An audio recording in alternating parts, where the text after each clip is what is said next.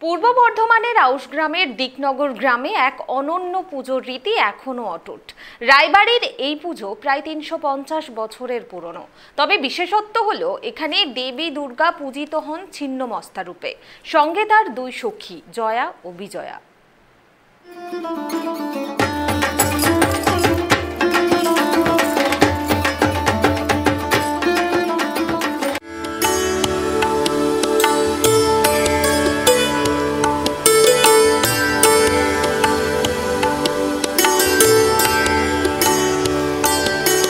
পূর্ব বর্ধমানের আউশগ্রাম ব্লকের দিকনগর গ্রাম আজও বহন করেছে এক অনন্য ধর্মীয় ও সাংস্কৃতিক ঐতিহ্য।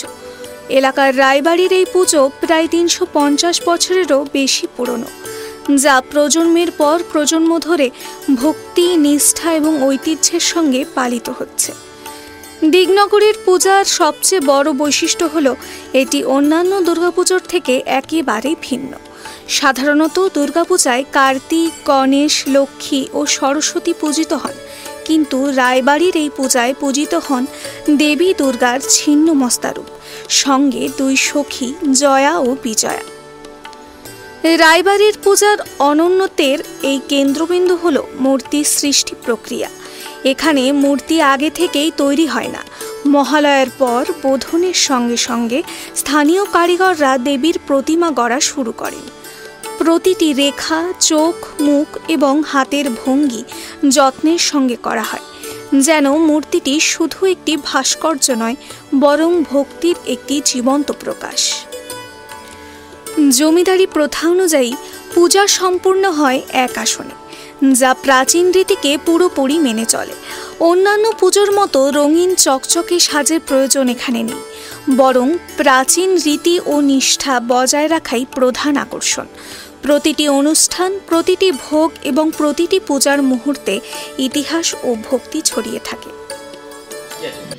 ইতিহাস বলতে ধরুন আমরা জেনারেশন বাই জেনারেশন, আগের যে জেনারেশন তাদের কাছ থেকেই ধারা অনুযায়ী আমরা যেটুকু জানতে পেরেছি আর কি, যে এটা এখানে যে মায়ের যে পুজোটা হয় এটা জমিদারি আমল থেকেই পুজোটা হচ্ছে। তারপর বংশ পরম্পরায় আমরা সমস্ত টোটাল সেইভাবেই আমরা করছি কাজগুলো। আর এটার একটা প্রতিচ্ছবি হচ্ছে আপনার যখন দুর্গার সাথে অসুরের যে সংহার হয়েছিল সেই সময়ে, তখন যে মায়াবিনী যে রূপটা মা দেখিয়েছিলেন, সেই মায়াবিনী রূপটাতে অসুররা ভেবেছিল যে মা বোধহয় মারা গেছেন, মা দুর্গা বোধহয় নিহত হয়েছেন, এটা বোধহয় ওনাদের অসুরদের ধারণা ছিল, কিন্তু সেটা আদৌ না, ওটা মায়াবী মায়ের রূপ ছিল। তারপর মা আবার নিয়মিতভাবে আবার করে ওই ওষুধ দিকে বধ করেছিলেন, সেটারই চিত্র এটার মধ্যে ধরা আছে। এবং সেই জমিদার আমল থেকে এই প্রথাটাই চলে আসছে, এইভাবেই পুজো হচ্ছে আমাদের, এবং কোনো নিয়মে কোনো ব্যাঘাত ঘটেনি আজ পর্যন্ত। সেই জন্যেই এখানে কোনো মূর্তি এখানে রাখা হয় না, শুধু জয়া বিজয়া, ওটা হচ্ছে আপনার দুর্গার সখী, আর ওই দুর্গা মায়ের যে মূর্তি মূর্তি ছিন্নমস্তা মূর্তিটাই এখানে, প্রতিরূপটা এখানে তুলে ধরে। রায়বাড়ির পুজোর আরেকটি বিশেষ বৈশিষ্ট্য হল ভোগ। দেবীর জন্য প্রতিবার লুচি ভোগ নিবেদন করা হয়। এটি স্থানীয় ও বিদেশে থাকা পরিবারের সদস্যদের জন্য বিশেষ আকর্ষণ। দেশের নানা প্রান্ত থেকে, এমনকি বিদেশ থেকেও রায় পরিবারের সদস্যরা পূজায় অংশ নিতে দিকনগরে ফিরে আসে। হ্যাঁ, জাঁকজমক হয়। এখানে আমাদের ফ্যামিলি যারা আমরা এখানে থাকি তারা স্থানীয়। তাছাড়া আমাদের এখানে বিভিন্ন, আমাদের ভারতবর্ষের বিভিন্ন প্রান্তে যারা সব থাকে আর কি, কিন্তু পুজোর সময় তারা কিন্তু বাড়ি ফিরবে এবং পুজো 4 দিন তারা এখানেই থাকবে। এবং এই ফ্যামিলিগুলো আমাদের 4-5টা ফ্যামিলি আলাদা থাকলেও পুজো 4 দিন সব একসঙ্গেই খাওয়া দাওয়া থাকা, জাস্ট একটা মিলন মেলার মতো পুজোকে কেন্দ্র করে। যে এই যে একটা ঐতিহ্য আগে থেকে হয়ে আসছে, সেটা আজও সেইভাবেই, সেই সিস্টেমে, সেই প্রসেসেই চলছে। ফলে বলতে পারেন একটা এই পুজোকে কেন্দ্র করে মানুষের মধ্যে একটা মিলনের মেলার মতো একটা পরিবেশ তৈরি হয়। সবাই আসে, কেউ বাইরে থাকে না। তারা সব যে যাই, যত যে পোস্টই চাকরি করুক তারা কিন্তু পুজোর সময় তারা আসবেই। এই কারণে পূজা শুধুমাত্র দেবীর আরাধনা নয়, বরং রায় পরিবারের বার্ষিক মিলন মেলা হিসেবেও পরিণত হয়। প্রজন্মের পর প্রজন্ম ধরে এই মিলন মেলা পরিবার ও সম্প্রদায়ের মধ্যে ঐক্যবোধ, সামাজিক বন্ধন এবং সাংস্কৃতিক পরিচয়কে দৃঢ় করেছে। দিকনগরের পূজা আধুনিকতার ভিড়ের মধ্যেও ঐতিহ্যকে অক্ষুণ্ণ রাখে। প্রতিটি মূর্তি গড়ার মুহূর্তে স্থানীয় কারিগররা মনে করেন তারা দেবীর সঙ্গে আধ্যাত্মিক সংযোগ স্থাপন করেছেন। এটি কেবল শিল্প বা কারিগরি নয়, বরং এক ধরনের ভক্তি ও আধ্যাত্মিক অনুশীলন। স্থানীয় প্রবীণরা বলেন, এই পূজা আমাদের আত্মপরিচয়, আমাদের পূর্বপুরুষদের স্মৃতিকে জীবন্ত রাখে। অন্যদিকে নতুন প্রজন্মের সদস্যরা এটিকে সাংস্কৃতিক ঐতিহ্য ও পরিবারের ইতিহাসের এক অনন্য শিক্ষা হিসেবে দেখেন।